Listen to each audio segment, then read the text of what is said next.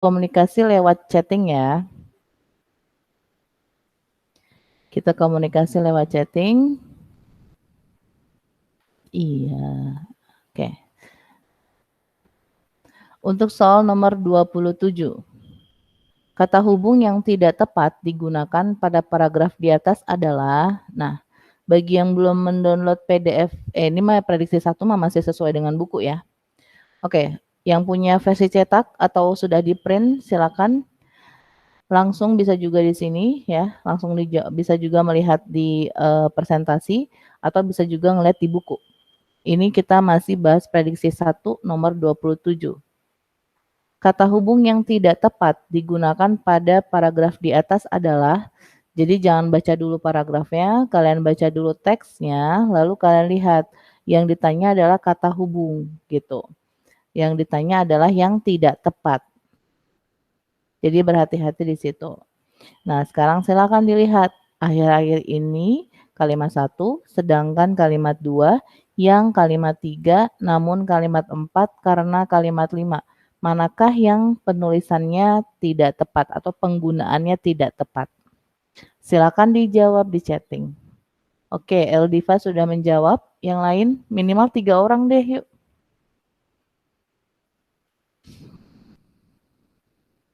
Oke, Amelia juga sudah menjawab. Satu lagi. Kalau bingung bilang aja, Kak, bingung aku antara ini sama ini gitu, nggak masalah. Intinya ketika kalian bingung berarti tandanya kalian berpikir.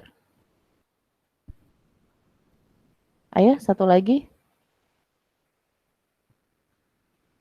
B juga, oke. Ya, kalau misalnya kalian takut atau malu, kelihatan tuh di chatting, entar kalau gue jawab salah nanti gue malu-maluin. Enggak ya, nggak ada kayak gitu. Ketika kalian salah, itu justru bikin kalian nanti lebih inget kenapa jawabannya seperti itu gitu ya. Pokoknya udah dijawab aja di chatting, oke? Nah, kalau dia ngomongin masalah kata hubung yang tidak tepat, kalau kita lihat sini kan berarti ini yang kalimat 1 akhir-akhir ini, lalu di kalimat 2 sedangkan, di kalimat 3 itu adalah yang, oke. Terus kalimat keempat namun, kalimat 4 apa sih? Namun, mana namun?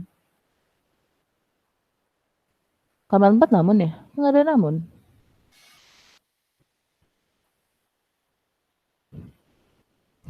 Kalimat 4 nggak ada namun tuh. Namun di kalimat berapa? Nggak ada ya. Terus yang kalimat 5 karena. Oke, mana karena? Di sini. Oke ya. Jadi kalau misalnya kita lihat dari sini, pertama gini, ketika kalian disuruh menentukan mana yang tepat, mana yang tidak, dia tergantung ya, bisa tergantung dari peletakannya, bisa juga tergantung dari maknanya. Nah, maknanya berarti dari konteks kalimatnya. Tapi kalau lebih sederhananya adalah lihat letaknya dulu gitu. Jadi konjungsi atau kata hubung itu sama. Konjungsi sama dengan kata hubung. Ada intra kalimat, ada antar kalimat. Kalau intra kalimat, dia menghubungkan klausa menjadi satu kalimat. Jadi ada 2 klausa, dia jadi satu kalimat. Nah, biasanya dia itu apa sih namanya, ada di tengah biasanya, tapi tidak menutup kemungkinan berada di awal kalimat gitu. Terus kalau konjungsi antar kalimat, berarti menghubungkan kalimat satu dengan kalimat lainnya. Nah, ini biasanya letaknya selalu di awal kalimat untuk antar kalimat. Terus konjungsi antar kalimat diletakkan di awal kalimat. Contohnya apa aja? Namun, dengan demikian, oleh karena itu, akan tetapi, akibatnya, bahkan. Nah, ini bisa ya. Ini bisa di awal kalimat. Terus kalau konjungsi intra kalimat dapat diletakkan di awal, ada juga yang hanya boleh diletakkan di tengah kalimat. Nah, yang boleh di awal itu kalau dia konjungsi bertingkat. Contoh bertingkat, ada karena, ketika, jika, sehingga, bahkan, sama maka. Tapi untuk sehingga, ya, ini sehingga dia hanya boleh di tengah, maka juga hanya boleh di tengah. Kalau karena, ketika, jika, sama bahkan, itu boleh di awal, gitu. Asalkan induk kalimatnya mendahului ya. Jadi misalnya adik tidak masuk sekolah karena sakit. Kita pindah keterangan di awal. Karena sakit, Adi tidak masuk sekolah. Nah, karenanya boleh di awal kalimat. Tapi dia hanya berupa kata hubung yang tengah. Jadi anak kalimatnya mendahului induk kalimat gitu. Nah, kalau yang setara, ini benar-benar nggak boleh diletakkan di awal kalimat. Dia hanya boleh di tengah-tengah kalimat. Contohnya apa aja yang setara? Sedangkan, tetapi, atau, dan. Nah, dia hanya boleh di tengah-tengah kalimat gitu. Nah, dari penjelasan ini sudah jelas bahwa yang salah adalah sedangkan. Sedangkan itu adalah intra kalimat, cuma boleh di tengah gitu. Jadi, ada dua cara ya, ada dua cara untuk memperbaikinya ya. Cara yang pertama adalah kalimat dua ini yang kata sedangkan ini ya. Ini berarti kita taruh dulu deh di bawah ya biar lebih jelas. Oke, di sini. Ini kan kalimatnya yang benar ya. Ini kalimat yang salah. Nah, perbaikan pertama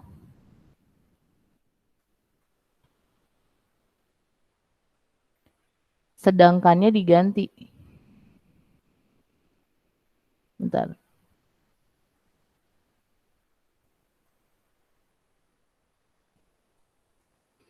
Nah, perbaikan pertama, sedangkannya ini diganti. Jadi akan tetapi. Kalau misalnya memang dia ingin antara kalimat satu sama kalimat dua gitu ya, tetap menjadi kalimat dua, berarti sedangkannya ini diganti dengan akan tetapi. Sehingga akan tetapi hewan tersebut telah berkali-kali dinyatakan punah. Sehingga dia menjadi konjungsi antar kalimat. Nah, atau mau digabungkan tetap menggunakan sedangkan, tapi ini kita ganti koma di sini. Akhir-akhir ini, dunia konservasi Indonesia dikejutkan dengan satwa yang menyerupai harimau Jawa yang berhasil difoto. Sedangkan hewan tersebut telah berkali-kali dinyatakan punah. Gitu. Jadi ada dua perbaikan.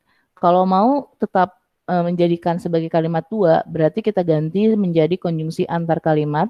Makna sedangkan sama seperti akan tetapi, yaitu pertentangan. Ya, jadi bisa. Lalu perbaikan kedua, dia tetap tetap menjadi sedangkan, tapi karena dia sedangkan intra kalimat, berarti kalimat 1 dan 2 harus kita gabungkan gitu ya. Jadi untuk nomor 27 ini, jawaban kalian benar.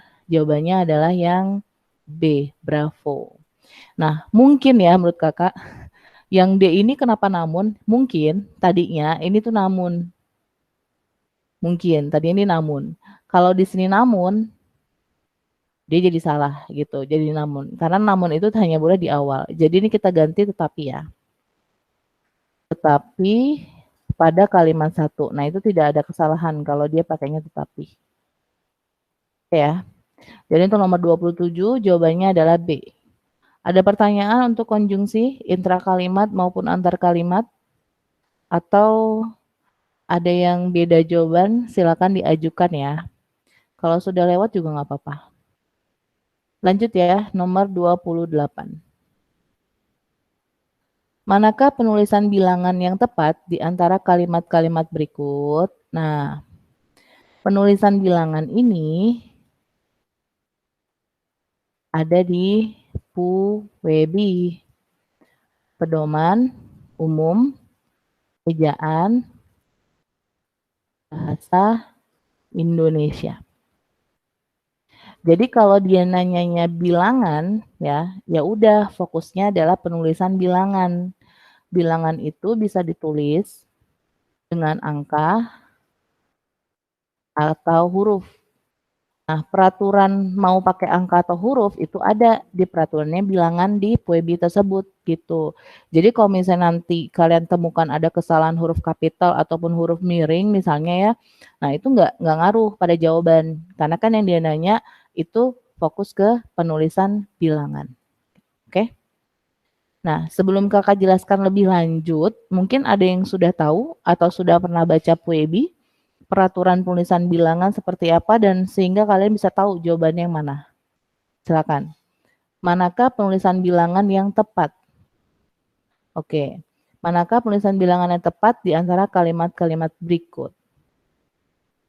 Ya, nggak apa-apa. Eldiva sudah jawab. B, oke. Lalu Amelia B, Kirana B, Listia B. Nggak apa-apa ya. Kalaupun ragu juga nggak masalah Amelia. Nggak masalah. Oke. Kenapa? kok kalimat A, kalimat C, D, sama E salah. Berarti kan kalau jawabannya B berarti A, C, D, E salah gitu kan. Nah, sekarang kita lihat dulu nih ke Puebi. Kakak pernah ngasih tahu Puebi yang online ya. Jadi di Puebi daring di sini ada penulisan bilangan. Ada di bagian penulisan kata, lalu nih angka dan bilangan, kita klik. Lalu di sini yang biru-biru ini adalah peraturannya, biru-biru ini. Gitu, yang biru-biru. Lumayan kan ada banyak ya. Nggak mungkin kakak jelasin satu-satu sama kalian di sini hari ini juga tuh nggak mungkin gitu. Nanti waktunya cuma habis untuk ngebahas bilangan. Jadi yang penting aja, yang kakak bahas yang berkaitan sama soal aja, yaitu yang pertama ini.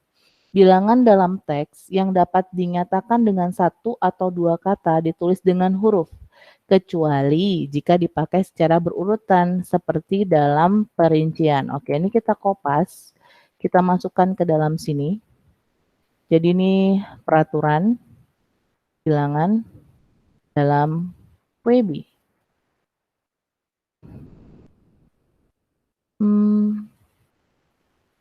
Ini deh, kita klik dulu. Oke, maksudnya apa sih pernyataan ini? Bilangan dalam teks yang dapat dinyatakan dengan satu atau dua kata ditulis dengan huruf. Contohnya gini, misalnya seperti yang A nih. Tanoto Foundation menyerahkan bantuan beasiswa untuk 3 tahun ke depan. Di situ ada bilangan yaitu angka 3 ya. Jadi bilangan angka 3 gitu. Nah, apakah penulisan bilangan angka 3 itu benar? Coba sebutin, ada berapa 3? Ada berapa kata 3 ketika kita sebutkan? 3 di sini ada 1 kata. Sedangkan peraturannya, bilangan dalam teks yang dapat dinyatakan dengan 1 atau 2 kata ditulis dengan huruf, ya kan? Berarti karena si 3 ini cuma 1 kata, maka penulisan yang benar seharusnya adalah 3. Nulisnya pakai huruf. Harusnya 3 tahun ke depan. Seperti itu. Oke? Nah, sekarang kita lihat yang B.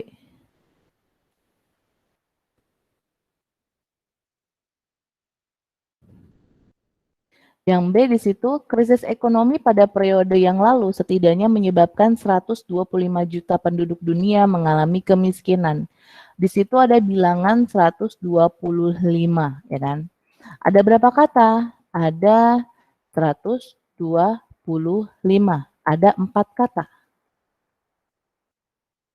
Nah, karena dia 4 kata, di sini peraturannya adalah 1 atau 2 kata ditulis dengan huruf, berarti selebihnya kalau ada 3 atau 4 kata atau 5 kata dalam sebuah bilangan, maka kita nulisnya pakai angka. Berarti sudah benar. Jadi penulisan dengan angka. Berarti sudah benar. Tidak usah kita ubah lagi gitu. Terus yang sekarang yang C. Bab ke-12. Oke, bab 12. Buku itu berisi tentang kesimpulan. Nah, ini kita cek di Puebi ya. Ada kaitannya sama tingkatan kalau nggak salah. Bilangan pada awal kalimat bukan. Nah, mana ya?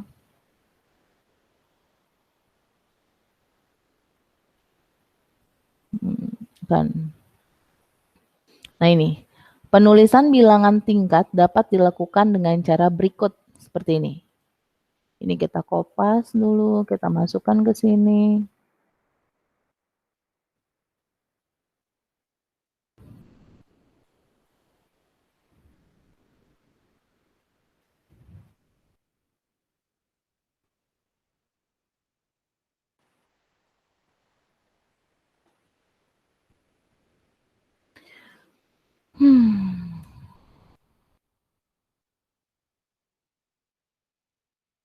Oke.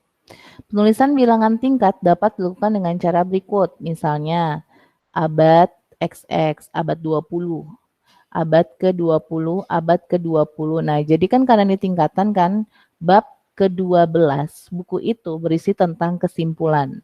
Berarti penulisan yang C Jadi penulisan yang C itu sudah benar gitu. Sudah benar, salah, sorry. Bilangan ke-12 ya, dia nulisnya digabung ya. Ke-12 di situ salah gitu. Kenapa salah? Karena kan dia ada dua kata. Dua kata memang disebutkan dengan huruf ya kan. Tapi penulisan yang betul adalah 12. Nah, ke-12 atau ke strip 12 gitu. Jadi tanda hubung ke tanda hubung 12. Jadi ada dua cara.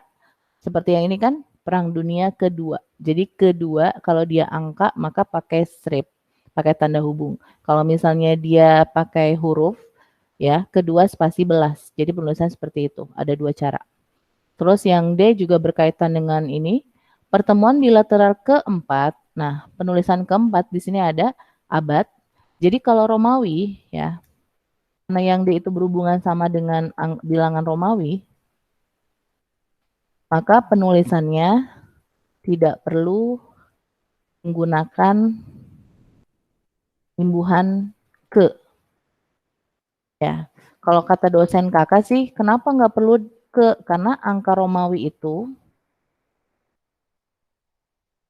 sudah include apa ya namanya, sudah ada di apa namanya di dalamnya gitu, sudah ada di dalamnya itu imbuhan ke-nya. Jadi kalau misalnya pun tulisannya abad 20 seperti ini, kita bacanya abad ke-20 gitu. Jadi sudah ada. Jadi penulisan yang benar adalah apa tadi tuh? Keempat itu langsung aja pertemuan bilateral pertemuan bilateral empat ini penulisan yang tepat gitu, oke? Nah sekarang yang dia bahasnya apa tuh? Keduanya betul ya, kedua negara dia pakai huruf karena cuma satu kata membahas tiga. Nah tiga di sini itu kan penulisan tiganya salah gitu. Jadi bilangan tiga itu ada satu kata sehingga ditulis dengan huruf gitu. Jadi yang betul adalah tiga pelanggaran, gitu ya. Oke, jadi seperti itu. Nah ini adalah bagian dari penulisan bilangan di Puebi. Kalau kalian pengen tahu lebih lanjut, kalian cek aja di Puebi-nya. Oke, karena kakak nggak mungkin ngejelasin semuanya sendiri. Karena kalau kita jelasin jatuhnya ya bakal lama lagi, oke? Jadi silakan cek di Puebi untuk penjelasan bilangan lainnya. Gitu. Nah, kalau untuk ini ya udah deh nanggung ya untuk yang perincian kan di sini ada penjelasan ya. Bilangan dalam teks yang dapat dinyatakan dengan satu atau dua kata ditulis dengan huruf, kecuali jika dipakai secara berurutan seperti dalam perincian. Nah, yang dimaksud perincian tuh yang kayak gini. Nih, di sini kan ada di antara 72 anggota yang hadir, 52 orang setuju, 15 orang tidak setuju, dan 5 orang abstain. Nah, ini kan semuanya pada pakai angka. Padahal 15 itu kan cuma dua kata, 5 cuma satu kata. Harusnya dia pakai huruf kan? Tapi karena dia perincian dari 72, maka semuanya pakai angka gitu. Terus yang kedua juga nih, ini bukan perincian. Perincian juga, tapi nggak ada jumlahnya totalnya. Kendaraan yang dipesan untuk angkutan umum terdiri atas 50 bis, 100 minibus, dan 250 sedan. Nah, 50 itu cuma dua kata, 100 itu cuma satu kata. Harusnya dia menggunakan huruf, ya kan? Tapi karena itu perincian, bis, minibus, sedan. Nah, karena itu perincian, maka penulisan 50, 100 sama 250-nya itu semua menggunakan angka gitu. Ya. Oke. Ada pertanyaan dari penulisan bilangan? Jelas? Kalau misalnya nanti kalian misalnya lagi belajar sendiri dan menemukan kesulitan, ya udah dicatat dulu aja. Nanti sesi berikutnya kita bahas, oke? Lanjut nomor 29. Penggunaan tanda baca yang tidak tepat terdapat pada kalimat tanda baca ya. Tanda baca juga ngelihat di mana nih? Tanda baca dapat dilihat di PUEBI juga ya. Pedoman Umum Ejaan Bahasa Indonesia. Karena dia mintanya tanda baca, berarti kalian fokus ke tanda baca. Kalian abaikan tuh penulisan huruf kapital, miring, segala macam. Jadi abaikan ejaan. Abaikan kesalahan ejaan. Fokus pada tanda baca gitu. Jadi fokus ke tanda baca. Nah, sekarang dilihat kalimat 1, 2, 3, 4, 5. Berarti kan semua ya. Nah, kalian lihat apa aja yang digunain. Ada koma di sini. Terus ada titik. Nah, kalau titik sih kayaknya semuanya sama ya untuk mengakhiri kalimat ya. Jadi kita bisa abaikan penggunaan titik. Kita coba fokus ke penggunaan koma aja. Koma, lalu di sini koma juga. Ini koma ya. Silakan kalau yang sudah tahu jawabannya bisa langsung dijawab. Oke, Amelia sudah menjawab. Eldiva, oke nggak apa-apa. Antara 4 atau 5. Nah, oke, ini kakak tandain dulu. Silakan dijawab kalau sudah bertemu jawabannya. Kalau udah ketemu, oke di sini.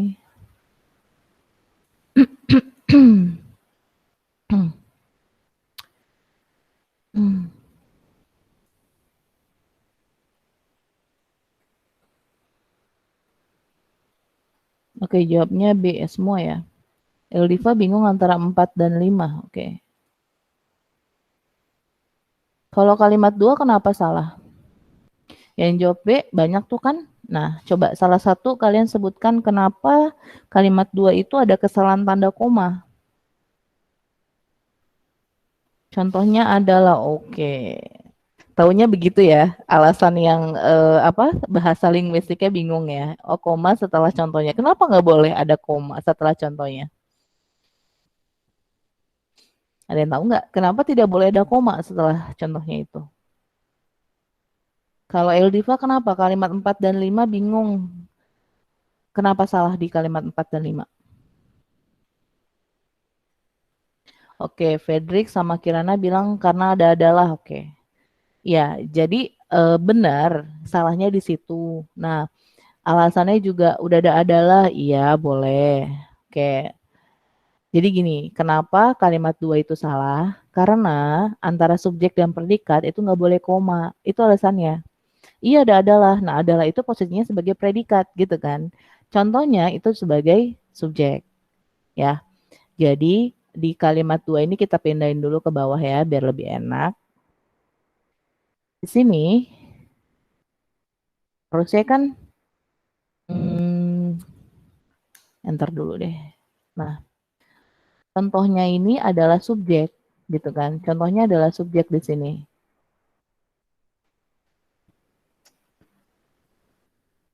Terus ini adalah predikat gitu kan. Nah, antara subjek dan predikat tidak boleh menggunakan koma gitu. Jadi antara subjek dan predikat tidak boleh menggunakan tanda baca koma gitu. Oke, jadi seperti itu. Nah, sekarang akan jelasin dulu satu-satu ya. Yang A itu benar. Kenapa benar? Kabupaten Alor, NTT, kenapa ada koma dan koma di situ? Karena NTT itu adalah keterangan tambahan dari Kabupaten Alor. Kalau misalnya kalian mau tahu kenapa-kenapa, kalian cek dulu PUEBI, kalian baca dulu satu persatu fungsi tanda baca koma. Fungsinya tuh banyak ya, dan salah satunya itu adalah kalau ada keterangan tambahan itu harus pakai koma. Nah, karena keterangan tambahannya ada di tengah, berarti ini harus kita hilangkan, harus kita tambahkan koma dan koma. Jadi kalau NTT-nya ini kita hilangkan nggak masalah. Kabupaten Alor memiliki sejumlah objek wisata menarik, bisa. NTT memiliki sejumlah objek wisata menarik itu juga boleh gitu. Jadi NTT-nya bisa kita hilangkan karena ada koma dan koma di situ. Keterangan kan nggak begitu penting dalam inti kalimat kan. Jadi yang A itu sudah benar ya. Karena NTT menyatakan keterangan tambahan. Terus kita lihat yang B.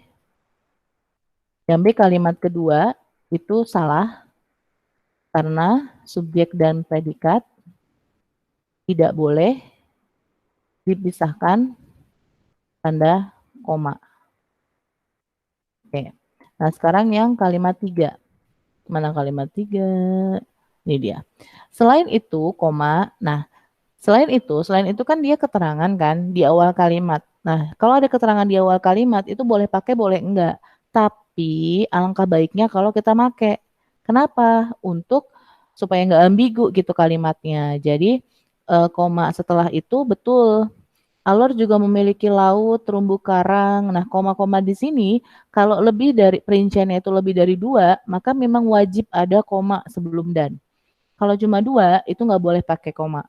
Jadi laut dan terumbu karang. Tapi kalau lebih dari 2, laut, koma, terumbu karang, koma, dan biota laut. Justru kalau nggak ada komanya salah ya.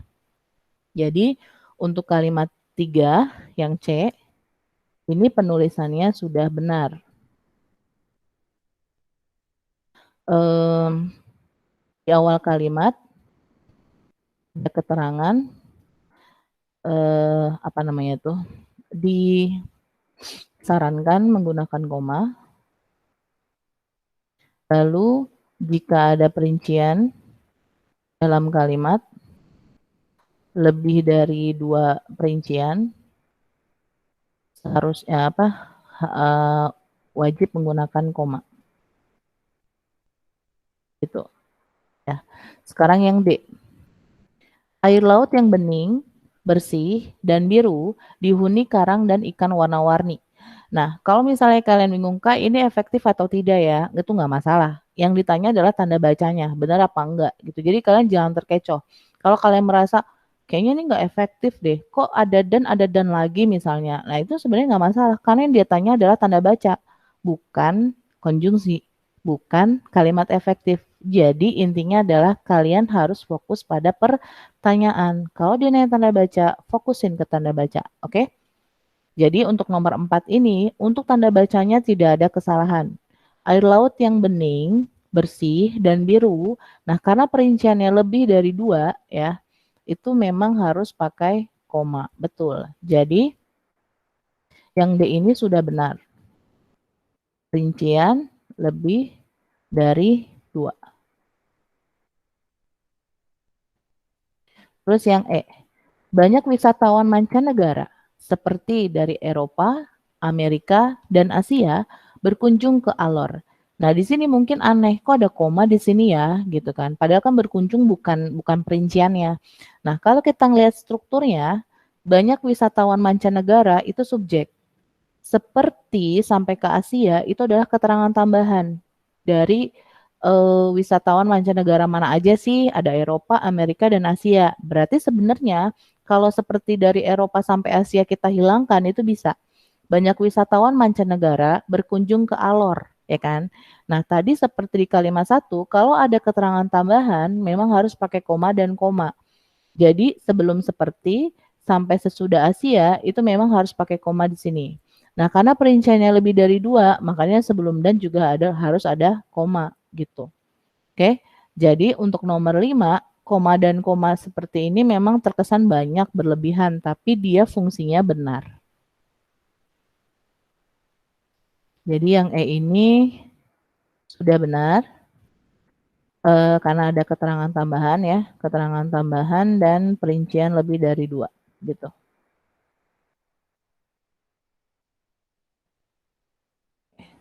Ya. Jadi seperti itu. Jadi jawabannya adalah 29 tadi apa? Bravo. Ya, jadi ini fungsi kalian ikut kelas online adalah ada hal-hal yang perlu kalian ketahui gitu karena biasanya kakak tentornya itu nggak terlalu detail di pembahasan gitu. Jadi Kalian nggak tahu prosesnya, bisa menemukan alasannya, kenapa salah, kenapa benar di pembahasan. Jadi ya mau nggak mau kalian harus ikut videonya gitu, harus ikut kelas online-nya supaya bisa tahu gitu cara kakaknya ngejawab. Oke? Jadi untuk nomor 29 ini jawabannya adalah B, bravo. Antara subjek dan predikat tidak boleh pakai koma. Lanjut. Kita nomor 30. Manakah kalimat yang efektif di antara kalimat-kalimat berikut? Kalimat efektif, masih ingat dong apa aja? Oke, Dinda. Kak, saya mau bertanya tentang satu soal, tapi bukan soal dari buku SG. Boleh, Kak? Boleh, kalau memang kamu bisa mendeskripsikan jenis soalnya seperti apa? Silakan.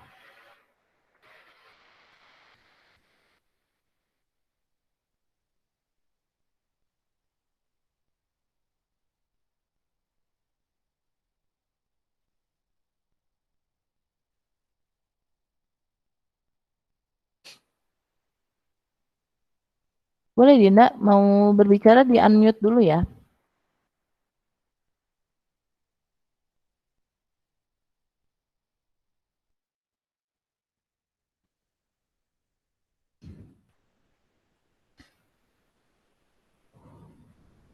Nah, bagi yang lain silakan menjawab. Nomor 30. Dinda silakan diketik atau berbicara. Oke, Dinda. Oke, Eldiva bingung. Yang lain, Eldiva pegangan biar nggak bingung. Dinda pakai laptop ya. Biasanya laptopnya harus pakai mic-nya, harus di drivernya harus di download dulu.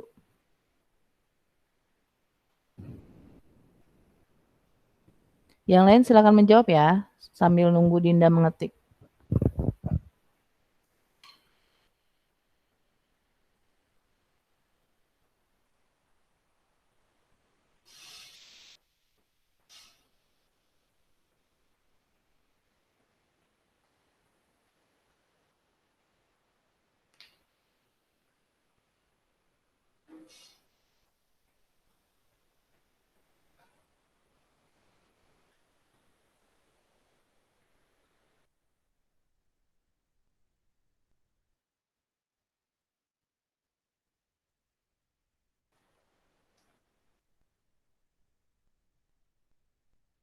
Ada lagi yang mau jawab?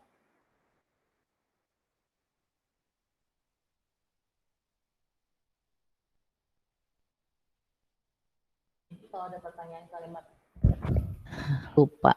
Jadi kalau ada pertanyaan tentang kalimat efektif, biasanya cari dulu subjek predikatnya, ada apa enggak, jelas apa enggak. Lalu kalau ada perincian, biasanya dia antara paralelisme gitu. Tapi kalau subjeknya predikatnya ada, terus kemudian dia sudah sepadan alias sudah paralelisme, berarti sudah paralel ya. Berarti eh, cek ke logis, tidak ambigu atau tidak mubazirnya gitu. Nah, penjelasan kalimat efektif ini sudah ada di pembahasan sesi pertama ya. Jadi silakan baca yang lebih lengkapnya di sesi pertama. Minta sama hostnya bagi kalian yang baru bergabung, minta pembahasan sesi pertama dibaca dulu gitu, biar lebih detail. Kalau kakak ulangi nanti waktunya terbuang lagi, oke? Tidak ada yang ingin tidak ada yang ingin menjawab? Kalau nggak ada kakak jelasin sambil menunggu Dinda mengetik ya. Oke, kalimat efektif pertama cek dulu subjek predikatnya gitu. Di sini ada kata menurut. Menurut itu, menurut Taufik ini jatuhnya keterangan. Ya. Lalu mengacu, ini jatuhnya predikat. Pada di pertemuan sebelumnya, kakak sudah menjelaskan kalau ada kata depan, pada, di, ke, dari, pada, dengan, dalam, tentang, terhadap, seperti itu, berarti itu jatuhnya keterangan. Jadi kalau kata depan itu dalam struktur dia keterangan. Pada pengertian bahwa bentuk mandala berupa garis geometris, candi Mendut, Pawon, dan Borobudur yang, kalau ada yang berarti masih perluasan, masih satu kesatuan dengan keterangan di situ. Oke. Jadi ini strukturnya adalah keterangan, predikat, keterangan. Nggak ada apa? Nggak ada subjek gitu. Nah, berarti efektif nggak? Ya enggak. Supaya efektif, kita perbaiki. Perbaikannya gimana? Ya udah. Menurut kan berarti pandangan ya. Pandangan kan kata-kata benda tuh. Kita ganti aja. Pandangan Taufik mengacu pada pengertian atau enggak mengacu pada pengertian bahwa bentuk bla bla bla bla bla. Nah, sehingga kalimatnya menjadi subjek, predikat, keterangan gitu. Jadi ini pandangan Taufik jadi subjek,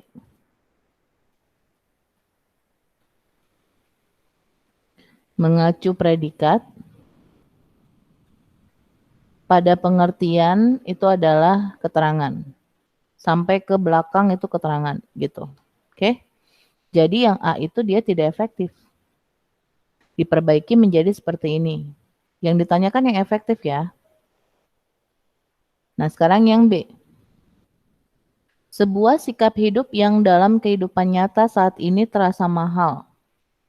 Sebuah sikap hidup yang, nah, kalau ada yang berarti dia masih penjelasan dari kata sebelumnya.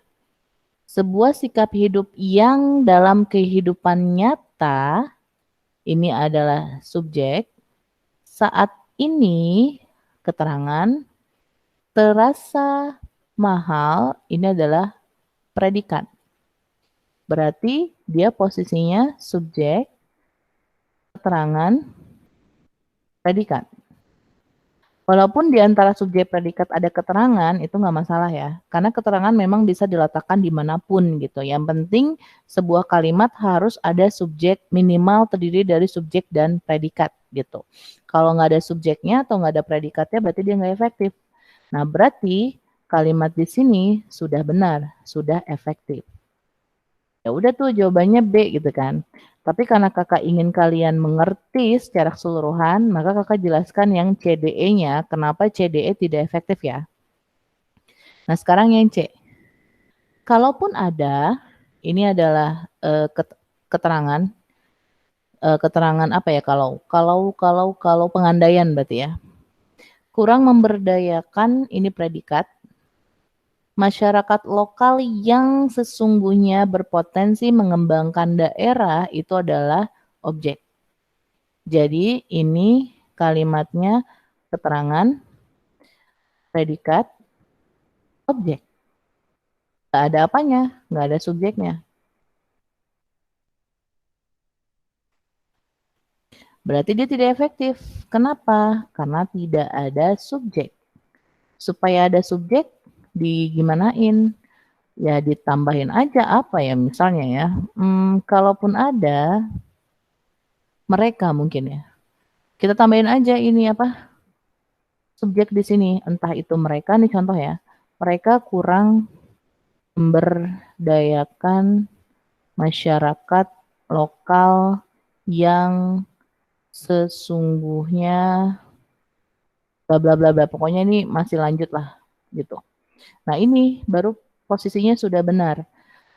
Kalau ada itu keterangan, lalu mereka itu subjek, kurang memberdayakan keterangan predikat, terus masyarakat lokal yang bla bla bla itu adalah objek gitu. Oke. Jadi ini perbaikannya seperti ini. Kalau ada sumur di ladang, boleh kita menumpang mandi. Oke. Ini di sini masyarakat lokal yang bla bla bla ya, ini adalah objek gitu. Nah, terus kalau yang D, termasuk di dalamnya kapal induk bla bla bla itu semua adalah keterangan. Jadi ini dia tidak efektif. Semua klausa, semua ini adalah keterangan. Jadi dia tidak efektif. Perbaikannya gimana ya? Susah juga karena kita harus bikin subjek dan predikat. Termasuk di dalamnya gitu. Jadi ada subjek, ada predikatnya, lalu koma, kemudian ada penjelasannya, termasuk di dalamnya kapal induk Ticonderoga bla bla bla gitu. Jadi ini dari awal sampai si Bremeton itu adalah si keterangan. Jadi dia nggak efektif. Terus kalau yang dalam, kalau ada dalam berarti dia keterangan ya. Dalam kawasan strategi nasional yang, kalau ada yang berarti dia masih satu kesatuan dengan di depannya. Dalam kawasan strategi nasional yang akan ditata, nah ini keterangan, antara lain, berarti kan semacam keterangan tambahan, karena contoh ya, antara lain dengan pembatasan tinggi dan arsitektur bangunan baru di sekitar candi. Ini keterangan, di sekitar candi keterangan. Jadi semuanya adalah keterangan. Ya, jadi ini posisinya keterangan, keterangan, keterangan. Yang satu keterangan posisi, yang kedua keterangan contoh, yang ketiga di sekitar candi keterangan tempat gitu. Kalau mau diubah gimana ya? Kawasan strategi nasional akan ditata dengan cara pembatasan tinggi dan arsitektur gitu. Coba ya. Kita ubah, kita perbaiki. Kawasan strategi nasional akan ditata dengan cara, nggak usah pakai cara, dengan pembatasan tinggi dan arsitektur bangunan baru di sekitar candi. Nah, ini baru dia efektif. Dinda mana Din? Kok nggak ada ini ketikannya nih? Kawasan Udah, strategi. Kak. Oh, udah di bawah ya? Aduh, maafkan aku. Oh, alah, panjang ya. Iya ya, maaf, maaf, maaf. Oke, bentar. Kawasan strategi nasional itu subjek, lalu akan ditata itu predikat, dengan pembatasan tinggi dan arsitektur bangunan baru itu keterangan, karena dengan tuh kata depan. Kalau kata depan berarti dia keterangan. Di sekitar candi, di itu adalah kata depan, berarti keterangan gitu. Nah ini baru dia efektif gitu kalau mau diperbaiki. Kawasan strategi nasional ini subjek, akan ditata subjek, predikat, dengan pembatasan tinggi dan arsitektur bangunan baru, itu keterangan cara ya, keterangan cara. Di sekitar candi, keterangan tempat. Begitu. Jadi yang tidak perlu diubah, itu adalah yang B, karena sudah efektif nih. Itu ya, seperti itu. Ada pertanyaan mengenai kalimat efektif? Silakan di chat. Nah, sekarang kita bahas Dinda. Oke. Dinda bertanya, jika ada dialog, kita harus memilih antara warisan samudra yang tangguh dan bersemangat atau ada samudra yang tidak dapat diubah, kata Charles. Kata setelah bersemangat itu perlu koma nggak sih, Kak? Ini ya, oke. Soalnya kalau menurut saya nggak perlu, karena itu bukan termasuk perincian. Kalau menurut saya, samudra yang tangguh dan bersemangat itu sudah menjadi satu konteks, lalu baru ditambah. Tapi ternyata jawaban saya salah, Kak. Katanya yang benar itu sebelum atau perlu koma, tapi nggak dikasih tahu alasan perlu koma di situ kenapa. Oke, kita coba lihat ya.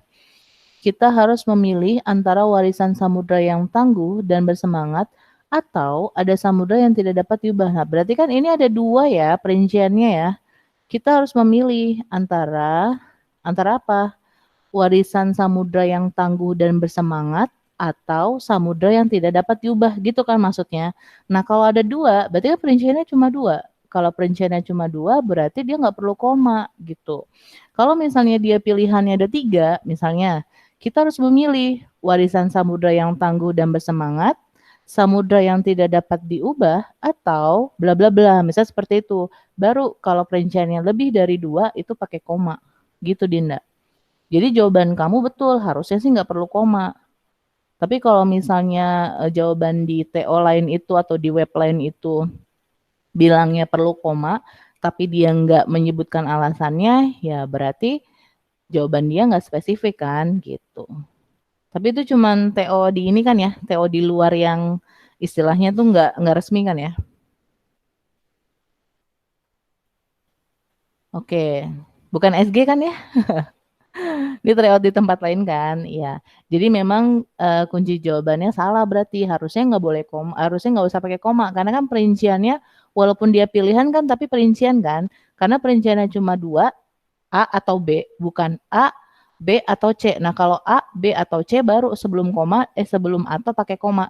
Tapi karena perinciannya cuma 2, A atau B, ya berarti itu dia nggak usah koma gitu. Ya, jadi alasan kamu benar. Berarti memang kunci jawaban yang kamu TO-in itu salah. Oke? Siap ya. Yang lain ada pertanyaan nggak? Dari kalimat efektif ada pertanyaan? Jadi memang nih berhubungan sama yang pertama ya, subjek dan predikatnya harus jelas. Dan kebetulan dari A sampai E yang tidak perlu kita ubah atau yang ada subjek predikat itu hanya yang B.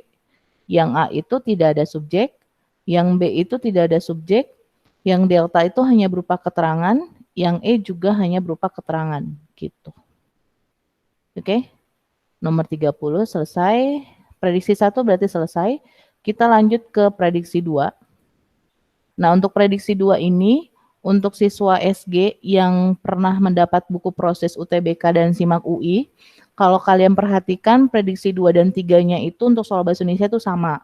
Jadi kalian harus download prediksi 2 di grup ya. Pernah di-share sama hostnya, mungkin tadi malam kalian download. Kalau untuk siswa SG baru yang sudah mendapatkan buku prediksi SIMAK UI soft copy, nah itu dia sudah benar ya. Jadi kalian nggak perlu download lagi yang barunya. Oke ya. Jadi kita bahas yang prediksi 2 yang sebenarnya. Yang di buku cetak nggak ada ya, karena 2 dan 3-nya sama. Ada kesalahan cetak. Kita bahas nomor 16. Bunyi teksnya yang setelah penemuan lukisan tangan tertua di dunia yang berusia sekitar bla bla bla. Ya, kalau kalian megang buku cetak, pasti nggak ada ini, nggak ada soal ini.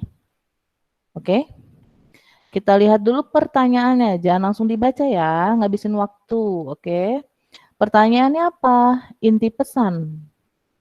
Inti pesan siapa? Dr. Adam Broom pada paragraf 2. Nah, berarti kita fokusnya hanya membaca paragraf 2. Gitu. Nah, kalian fokus ke paragraf 2. Inti pesannya apa sih?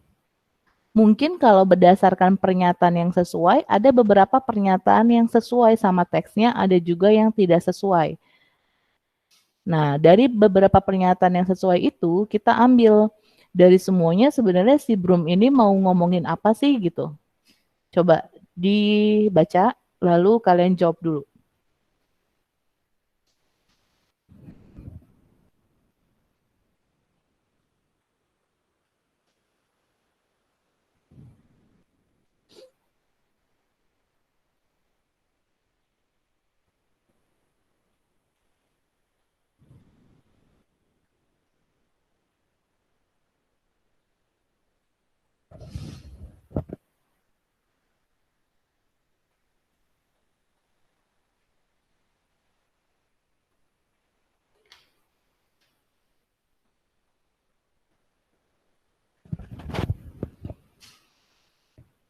Kalau bingung antara 2 atau 3 boleh.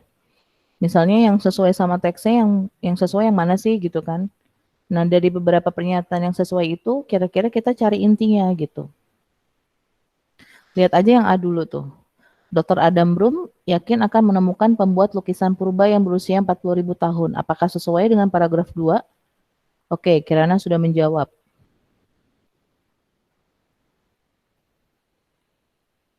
Tapi intinya nyampein apa? Kirana sama Ihud sudah menjawab tuh. Berarti kan pernyataan yang sesuai tuh. Kalian baca dulu sampai E kira-kira. Oke, Listia. Jadi walaupun yang C itu sesuai, tapi apakah C itu adalah inti dari pesan si Broom itu?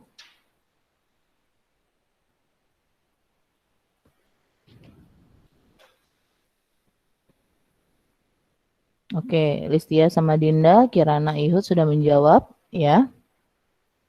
Oke, kita lihat yang A dulu ya. Dr. Adam Broom yakin akan menemukan pembuat lukisan purba yang berusia 40.000 tahun. Kami pernah menemukan lukisan atau seni cadas yang berusia 40.000 tahun dan boleh dikatakan sebagai tertua di dunia. Kami akan mencari manusia yang membuat lukisan ini. 40.000 tahunnya betul, tapi kami akan mencari manusia yang membuat lukisan ini itu berbeda maknanya dengan kata yakin akan menemukan. Ya, itu beda. Ya.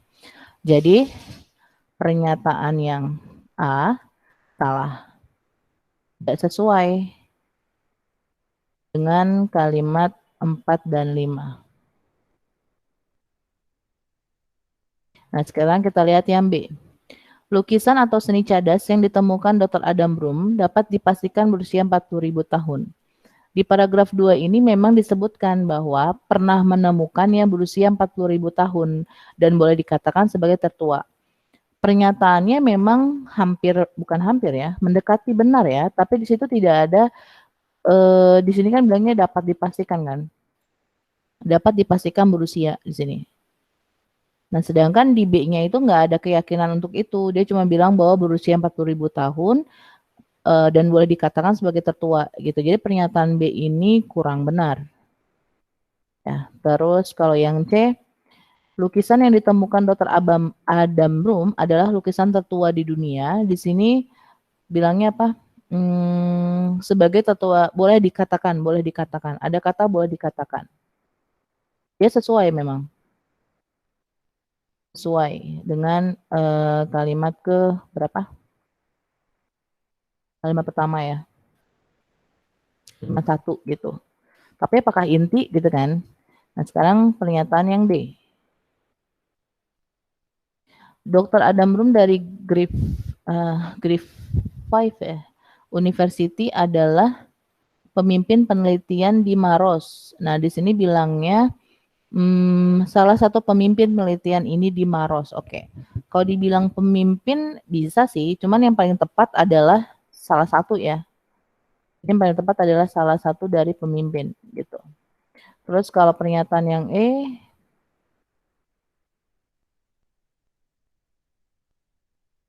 di sini tulisannya penelitian bernilai penting untuk menjelaskan kehidupan sosial budaya manusia purba.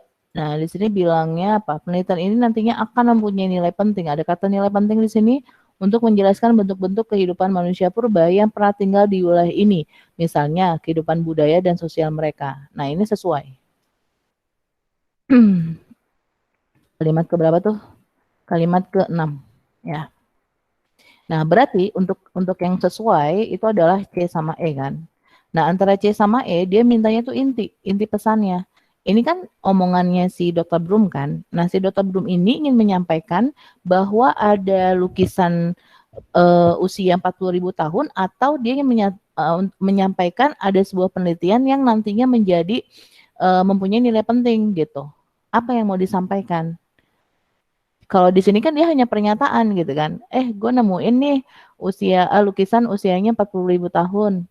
Terus dia bilang lagi, ini bakalan jadi nilai penting nih gitu. Jadi sebenarnya si Dr. Abram ini untuk menyampaikan yang kalimat ke-6 ini gitu dibandingkan yang kalimat ke-4. Jadi memang untuk simak UI itu kalian akan menjawab dari beberapa pernyataan yang sesuai. Tapi berdasarkan pertanyaannya, balik lagi ke pertanyaannya, dia mintanya apa? Inti pesan. Nah, karena dia mintanya inti pesan, ya.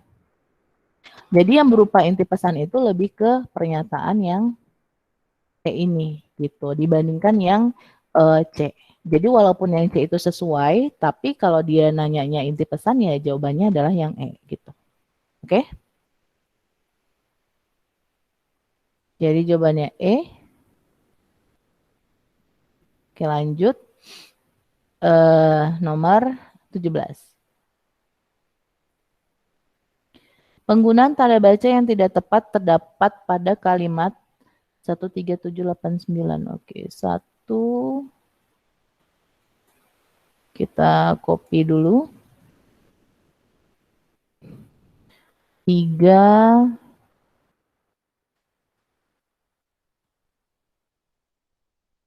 7 8 9 7 8 9.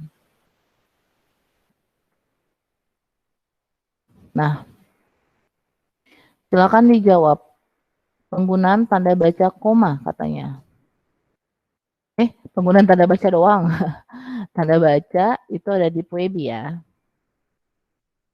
Berarti kalian perlu tuh baca satu persatu penggunaan tanda baca koma tuh buat apa aja sih? Silakan lihat di Puebi. Tanda baca ada di Puebi.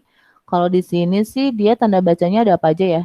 Ada titik, ada koma, titik, ada tanda hubung, koma, titik, ada tanda pisah, titik, koma, tanda hubung, koma, titik. Oke, berarti ada tanda baca ada di Puebi. Silakan cek Puebi. Penulisan tanda baca koma, tanda baca titik. Titik nggak perlu sih, karena titik di sini kebanyakan untuk angka, ya angka ribuan gitu kan, sama akhir kalimat, jadi nggak perlu dibaca. Penulisan tanda baca koma, tanda baca pisah, dan tanda baca hubung. Bedanya tuh kalau pisah tuh dia yang panjang ya. Fungsinya sebagai pengganti sampai dengan. Berfungsi sebagai pengganti sampai dengan. Terus kalau hubung itu yang pendek. Nah, dia biasanya menghubungkan antara imbuhan dengan apa sih namanya huruf kapital gitu dan lain-lain. Cek di Puebi. Oke, pada udah jawab dari mulai siapa tadi udah jawab, Mbak? Dari 57 ya? C ya? C, oh Listia jadi B. Oke, Amelia B, Dinda B. Oke.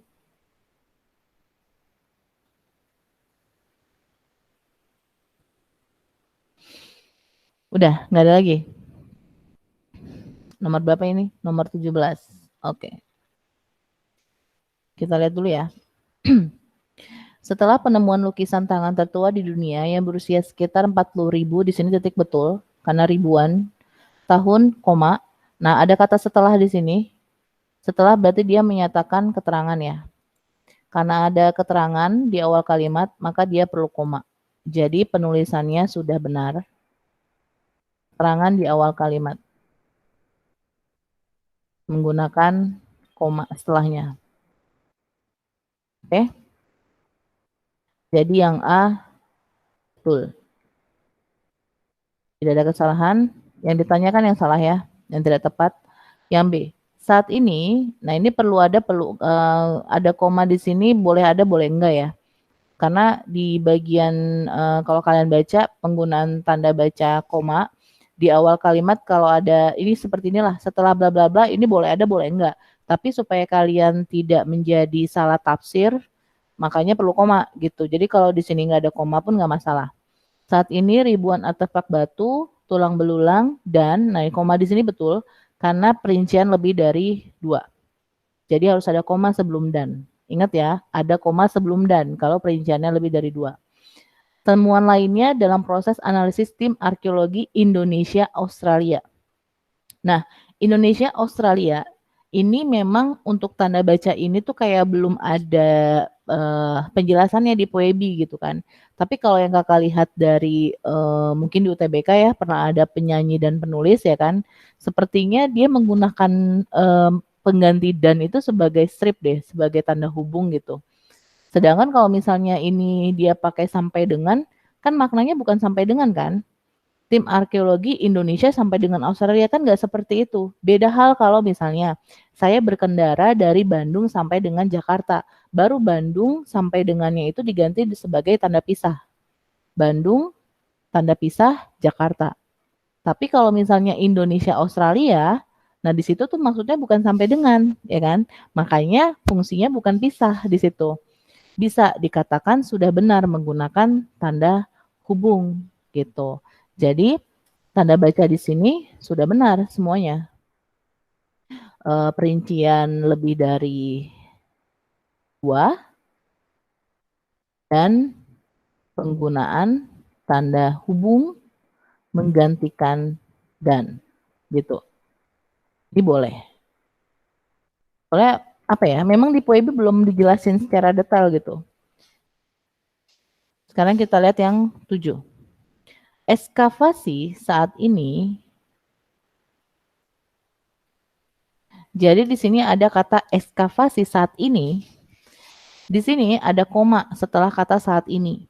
Kalau keterangan kan ekskavasi itu subjek. Saat ini keterangan, masih berkaitan tuh predikat. Jadi kalau saat ini kita hilangkan kan boleh ya. Ekskavasi masih berkaitan atau saat ini ekskavasi masih berkaitan dengan ekskavasi pada ini ekskavasi saat ini dia subjek, Deng. Karena dia berkaitan dengan pada tahun gitu. Jadi ini satu kesatuan nih. Ekskavasi saat ini subjek.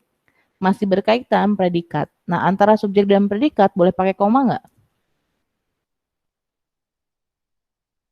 Nggak boleh ya. Jadi di sini salah. Karena antara subjek dan predikat tidak boleh menggunakan tanda baca koma. Jadi perlu dihilangkan karena ekskavasi saat ini subjek masih berkaitan predikat dengan ekskavasi pada 2013, 2014, dan 2016 di kawasan Karsmaros itu benar. Jadinya salah karena antara subjek dan predikat tidak boleh menggunakan tanda baca koma. Benar karena perincian lebih dari 2 gitu. Jadi tanda koma yang di depan salah, tanda koma yang di perincian betul. Oke, saya pilih B karena saya kira setelah saat ini perlu koma, Kak. Enggak. Jadi kalau misalnya pun maksudnya dia saat ini adalah keterangan, harusnya begini kalau pakai koma ya. Harusnya begitu. Ekskavasi, koma, saat ini, koma, masih berkaitan. Harusnya begitu. Tapi kan saat ini itu menyatakan atau perluasan dari si ekskavasi. Karena dia membandingkannya dengan ekskavasi pada tahun segini kan. Berarti dia membandingkannya saat ini dengan tahun ini gitu. Jadinya saat ini itu dia masih bagian dari si ekskavasi. Gitu ya. Jadi kalimat 7 ini salah. Ya, jadi kenapa kalimat nomor 3, Dinda? Oh, saya pilih B karena saya kira setelah kata saat ini perlu koma, Kak. Oh, yang ini. Nah, tapi kan yang ditanya adalah penggunaan tanda baca yang tidak tepat. Berarti sudah digunakan dalam kalimat, ya, sudah digunakan dalam kalimat, berarti perlu kita hilangkan atau tidak gitu. Karena dia pertanyaan adalah penggunaan tanda baca yang tidak tepat di sini. Berarti di teks sudah ada tanda komanya, di kalimat situ sudah ada komanya, terus gunainnya betul apa salah nih gitu. Kalau misalnya yang kamu mau adalah harusnya setelah saat ini pakai koma, itu tuh kamu bisa pertanyaannya begini, pada kalimat berapakah yang seharusnya diberikan tanda baca koma gitu, ya. Tapi untuk meyakinkan, coba kita cek di Puebi ya. Kenapa boleh pakai, boleh enggak? Kita lihat ke tanda baca koma. Bentar, kakak cari dulu, bentar. Karena tuh tanda baca koma banyak banget. Tanda koma,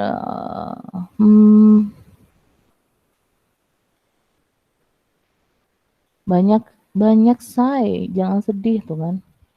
Mana ya?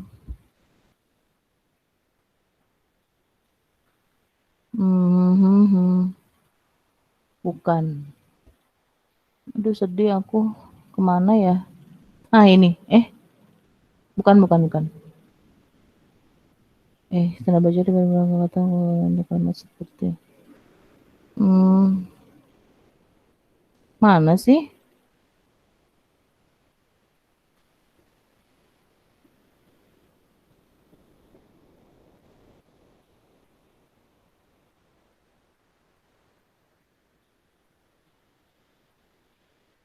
Kan.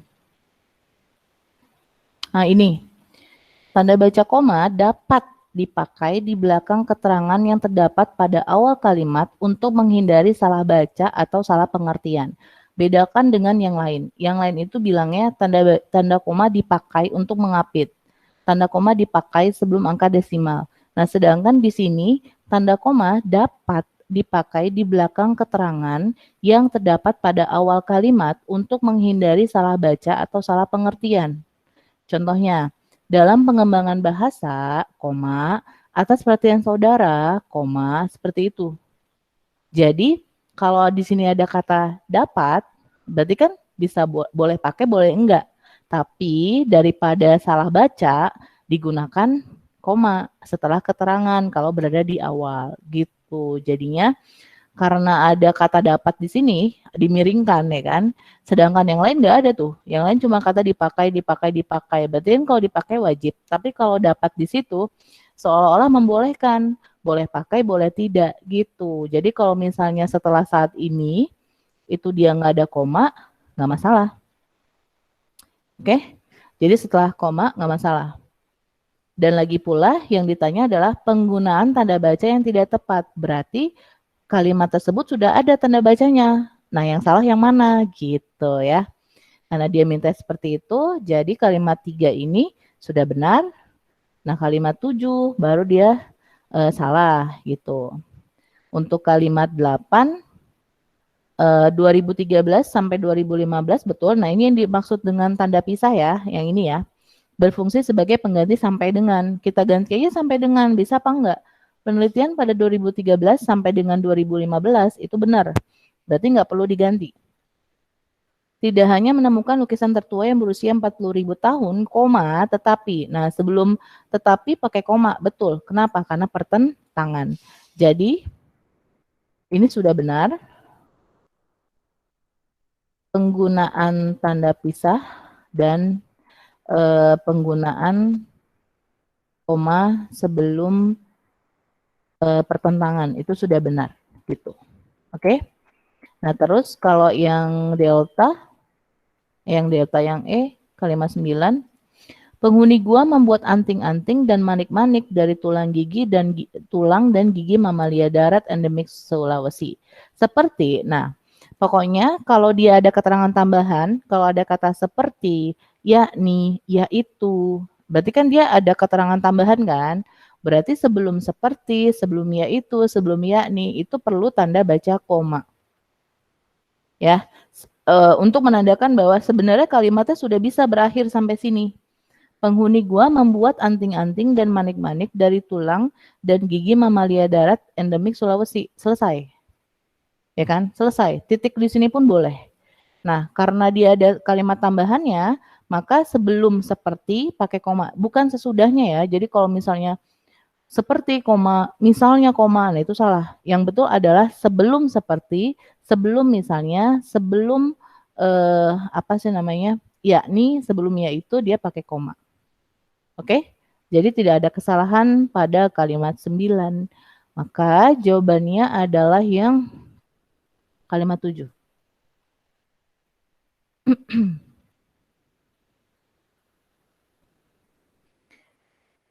Oke, ada pertanyaan mengenai tanda baca? Tidak ada? Kita lanjut. Nomor 18. Yang ditanya adalah kalimat yang tidak efektif pada bacaan di atas. 4, 6, 8, 9, 11. Oke.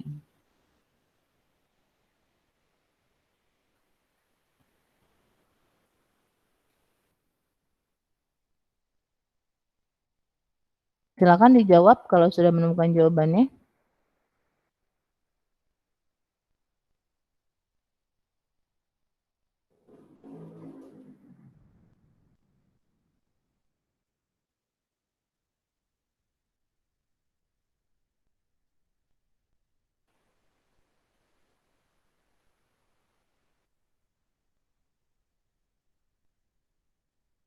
Kalimat 4, 6, 8, 9, 4.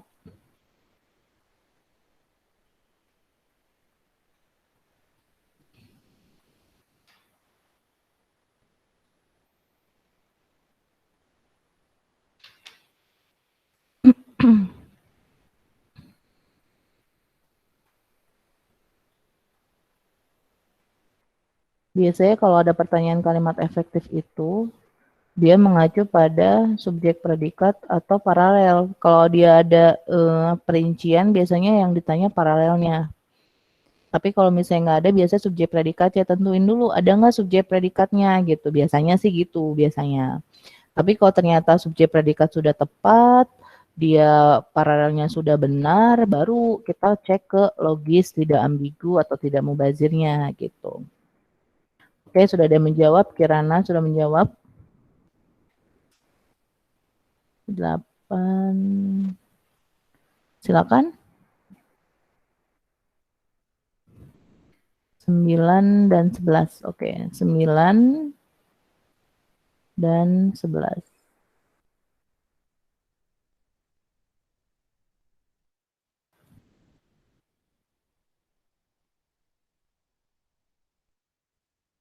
Pertama cek dulu subjek predikat. Yang kalimat 4 ada subjek predikatnya nggak? Kami, subjek, pernah menemukan predikat, lukisan atau seni cadas yang berusia 40.000 tahun dan boleh dikatakan sebagai tertua di dunia, itu objek. Ada subjek predikatnya. Oke, dilewatin dulu. Sekarang yang kalimat 6. Penelitian ini, subjek, nantinya keterangan, akan mempunyai predikat, nilai penting, objek, untuk menjelaskan bla bla bla itu keterangan.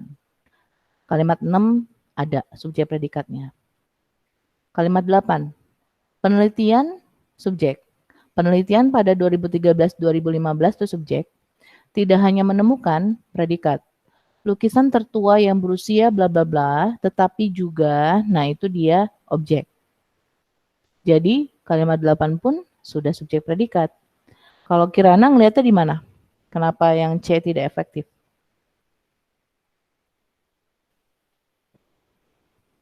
Gimana Kirana? Atau feeling aja?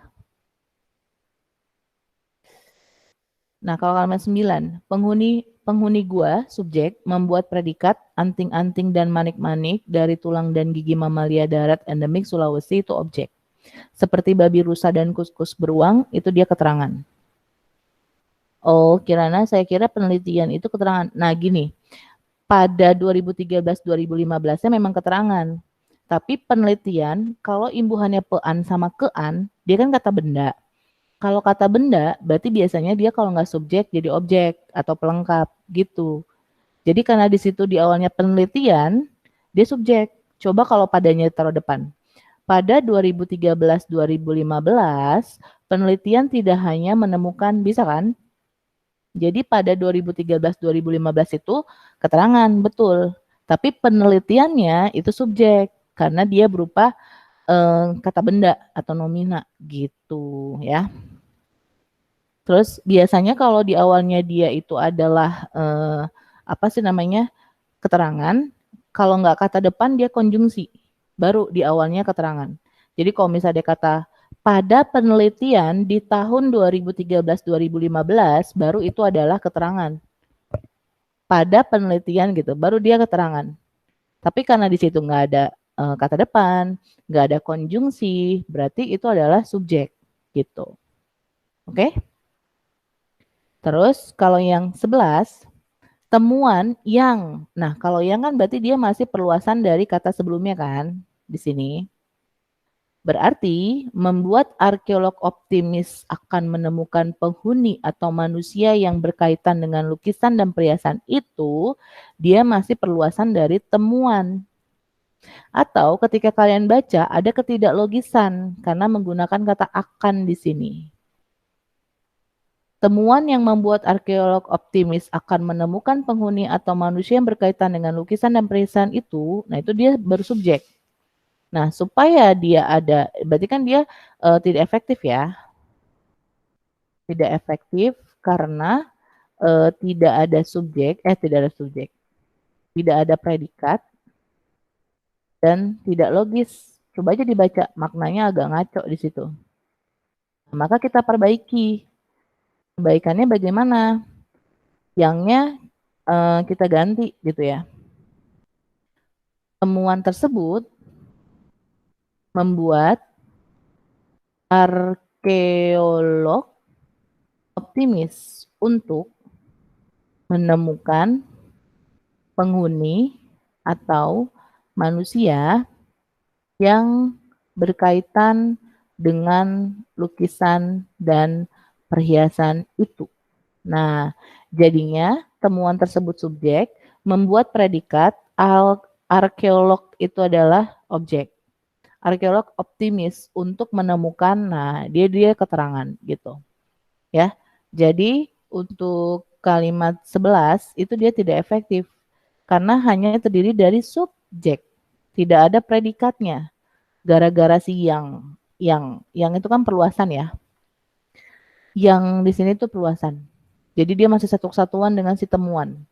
Ya kayak kakakku yang dulunya bekerja sebagai pramugari yang bla bla bla kan menjelaskan kakakku. Gitu. Oke? Ada pertanyaan? Lanjut nomor 19.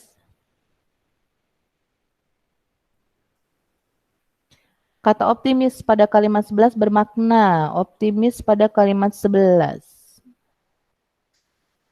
Oke, coba dijawab. Optimis pada kalimat 11 maknanya apa sih?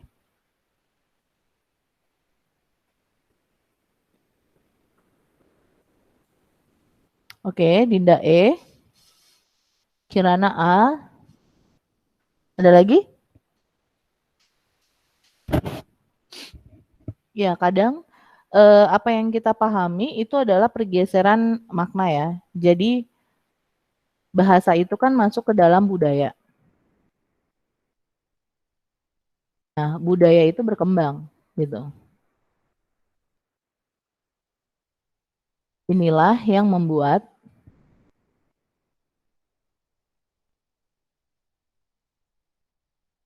makna kata bergeser. Makna kata sebenarnya bergeser. Dari makna kata sebenarnya bergeser ya. Jadi intinya pengertian kita dengan KBBI itu agak berbeda gitu kadang. Nah, ihut oke. Jadi pengertian kita dengan KBBI itu berbeda. Karena kita yang kita tahu cuman apa yang kita dengar dari orang lalu kita menafsirkannya sendiri gitu nggak sih? Gitu. Yang kita tahu seperti itu. Misalnya kayak galau nih. Aduh, apa namanya? Gue galau banget sih. Nah, teman kadang langsung bilang, "Ih, lu baru putus ya atau enggak lu diduain ya sama cowok lu ya." Misalnya seperti itu. Nah, banyak yang mengira-ngira bahwa galau itu sama dengan bimbang atau gundah atau gulana berhubungan sama percintaan. Padahal kalau di KBBI, galau itu adalah pusing, maksudnya banyak pikiran. Coba ya. Kita ke sini dulu ya. Galau.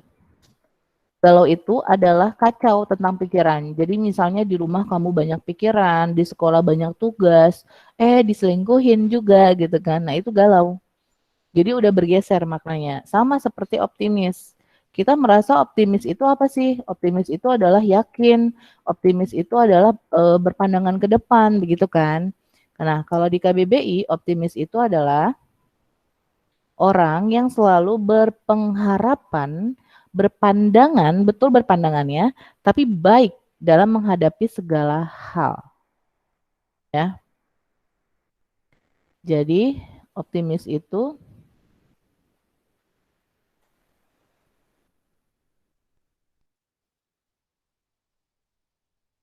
di KBBI seperti ini. Orang yang selalu berpengharapan, berpandangan baik dalam menghadapi segala hal. Apa dong jadinya? Yang A atau yang B kalau kayak gitu? Iya, yang B gitu. Jadi berdasarkan di KBBI bahkan konteks di sini pun benar. Jadi orang yang optimis itu bisa, kita harus optimis. Nah, biasanya dia itu sikapnya itu positif gitu ya. Dia berpikiran positif, enggak yang pesimis. Kalau pesimis kan negatif gitu kan. Gitu. Jadi ketika kita optimis, kita banyak berharap gitu kan. Gitu maksudnya. Jadi maknanya itu adalah yang B sesuai dengan KBBI di sini. Tapi pas kita lihat konteksnya pun sesuai juga. Nah, ketika kalian ada yang menjawab A ataupun yang E, berarti kalian itu menggunakan makna yang kalian pahami sehari-hari. Nah, cenderung kita ini malas membaca gitu kan. Kita malas membaca sehingga kita tidak mengecek apakah maknanya sesuai apa enggak sih dengan KBBI gitu. Oke? Ya, jadi untuk nomor berapa nih? 19 jawabannya adalah yang B, penuh harapan. Berharapnya tentu yang hal baik gitu. Positif ya. Lanjut nomor 20. Manakah ringkasan yang paling tepat dari bacaan di atas? Nah, cara meringkas hampir sama dengan merangkum. Sama sih, ringkasan dan rangkuman sama. Ringkasan itu kalian bisa sambil kakak jelasin, kalian bisa saling yang udah tahu, yang udah ngerti caranya, silakan dijawab ya. Ringkasan itu dapat dilihat dari gabungan antara gabungan gagasan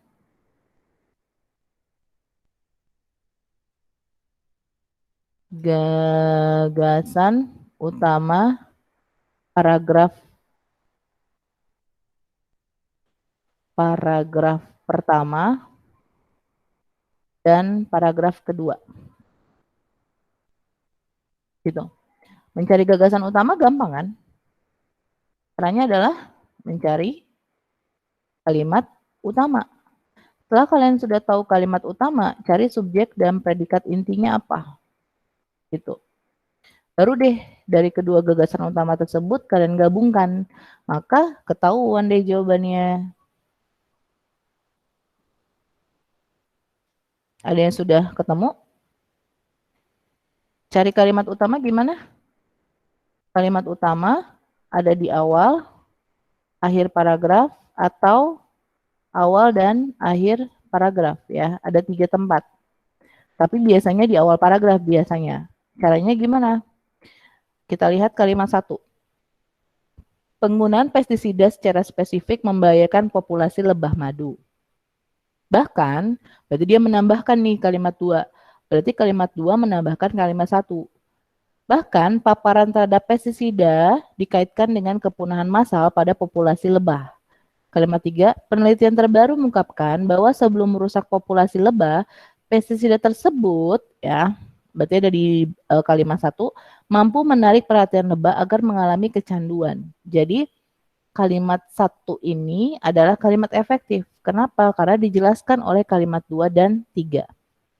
Terus yang paragraf 2, penelitian tersebut, nah ini mengacu pada yang pertama nih, menemukan bahwa pestisida menjadi candu bagi lebah seperti manusia menggunakan nikotin. Kenapa? Dijelasin di kalimat kelima. Makin banyak bahan kimia yang dikonsumsi, maka makin banyak yang mereka inginkan. Secara kimia dijelasin alasannya. Pestisida mirip dengan nikotin. Dalam penelitian itu, lebah-lebah ditawari 2 macam gula. Nah, berarti kalimat 4 ini adalah kalimat utama. Karena dijelaskan oleh kalimat yang lain. Cara gampangnya gitu. Perhatikan kalimat ketiga sama ke-9. Apakah ada yang berupa kesimpulan? Karena kalau dia berupa kesimpulan, berarti kalimat utamanya bisa aja di awal dan di akhir gitu. Tapi kalau di sini bukan kesimpulan, nggak ada dengan demikian, nggak ada oleh karena itu, berarti kalimat 3 dan 9 itu bukan kalimat utama. Jadi kalimat utamanya cuma ada di kalimat 1 dan kalimat 4. Masing-masing ada di awal paragraf gitu. Nah, setelah kita udah dapet nih, ya kan? Dari kedua kalimat ini, kita gabungkan. Jadilah itu ringkasan. Berarti jawabannya yang mana? Dinda jawabannya B.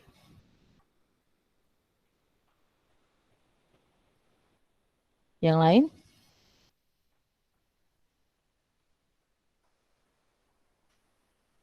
Rifati C, Listia C. Oke.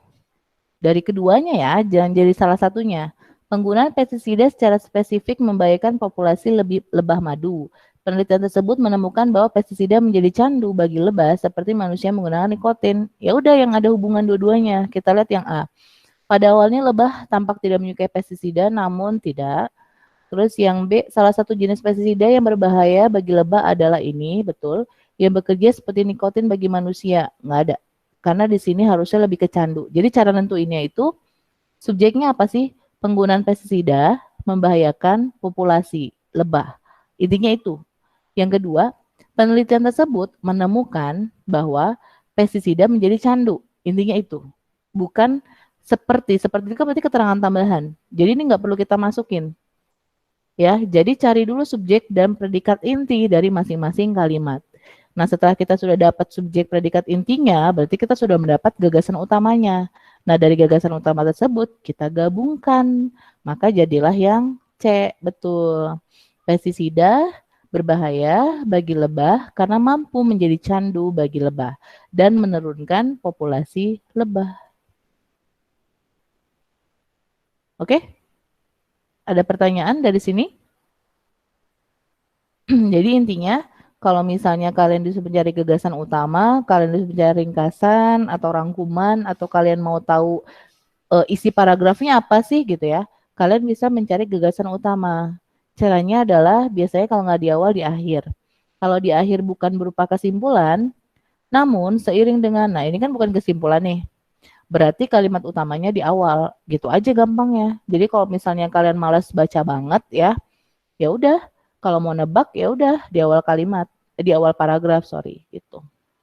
Kak, bedanya ringkasan dengan simpulan apa sih gitu? Oke, jadi kalau ringkasan itu dia ini berdasarkan ini ya, gabungan gagasan utama masing-masing paragraf gitu. Nah, kalau kesimpulan dia ada dua. Kesimpulan ini ada dua cara. Cara yang pertama secara tersurat. Cara yang kedua secara tersirat. Tersurat berarti tertulis, ada. Nah, baru kalau yang tersurat ini dia ngambil dari gagasan utama masing-masing paragraf, sama seperti ringkasan. Nah, sedangkan yang tersirat dia ini berarti belum ada di teks. Maksudnya ada di teks, tapi kita disuruh bikin gitu, ngerti nggak? Kalau tersirat. Jadi ada di teks, tapi kita disuruh apa ya, mencari kalimat yang berbeda gitu, gagasan yang berbeda. Gagasan yang berbeda untuk menyimpulkan. Jadi seperti itu. Jadi kalau misalnya sebenarnya hampir sama ya, ya hampir sama gitu. Intinya adalah ya kalian harus tahu isi paragraf itu gitu kan. Ringkasan sama rangkuman sama nggak ya? Sama. Sama-sama mencari kedua paragraf itu intinya apa gitu. Digabungin.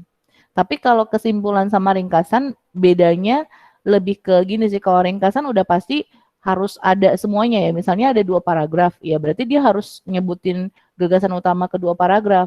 Tapi kalau simpulan bisa jadi dia hanya menyebutkan gagasan utama di paragraf 1 aja atau di paragraf ketiga aja gitu. Biasanya gitu. Tergantung sama si pembuat soal. Kadang kita harus ngecek dari seluruh aspek yang kita tahu gitu. Bahkan ada juga nanyanya simpulan, ya kan? Tapi pas kita cek nggak taunya yang kita lihat ternyata pernyataan yang sesuai. Yang sesuai mana, yang enggak mana gitu. Oke, jadi balik lagi ke pemahaman kita dengan teksnya itu. Kalau yang ditanya simpulan, kita pastikan dulu pernyataan sesuai sama yang tidak sesuai untuk mengurangi jumlah jawaban, kemungkinan jawaban. Tapi kalau ringkasan sudah pasti dia gabungan antara gagasan utama dan gagasan utama paragraf 1 dan paragraf 2 gitu. Gitu ya Ihud ya. Jadi kalau ringkasan itu tergantung ada berapa jumlah paragrafnya. Sedangkan kalau simpulan bisa jadi cuma ngambil dari salah satunya gitu. Oke, sudah jam 16.31 berarti kakak sudahi sesi sekarang sampai jam sampai jam lagi. Sampai nomor 20 ya. Selanjutnya kita akan bahas prediksi 21 sampai selesai. Atau mungkin kita akan ngebahas TO. Karena hari Sabtu kan kalian TO simak ya. Jadi kemungkinan sesi selanjutnya kita bahas TO dulu gitu. Baru kita lanjutin prediksinya. Ya.